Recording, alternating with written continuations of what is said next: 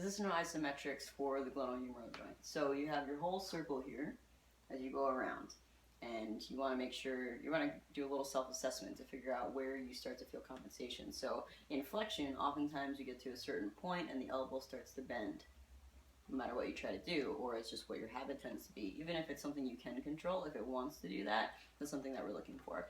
In extension, when you're reaching back, it may bend at the elbow, it may rotate. Same thing with flexion, you may get rotation that you weren't asking for. So anything that your body wasn't directed to do, quote unquote, right? So anywhere that you find that stuff. If you're in extension, one option that you could do is take a strap, a yoga strap or something like that that doesn't stretch, and attach it to a point either in front of you or somewhere down to the floor so you can press into it. If you're going forward, you would have the same thing, pulling back so that you could press into it. What we don't want is actually to allow any movement. It's a positional isometric with direction. So I would find, say I find here, I start to bend.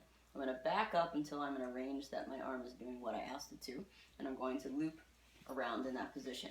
I'm going to build up for 15 to 20 seconds of ramping gradually, increasing pressure, staying in one spot, and pushing into that range. I'm trying to keep the rest of my body really solid. Make sure that you have good irradiation, your body is really stable so your body can concentrate on this one thing and provide more strength. And then, from that same spot, to work both sides of the angle, I would change the position of it so that I would reach down and back. Again, no movement is actually allowed. Solid body, ramp up for 15 to 20 seconds, hold for 10 at the top, and make sure you let it out slowly too. So control the let out. The longer that you do any of these things, the ramp, the hold, and how much you control letting it out, the greater control you have over the range.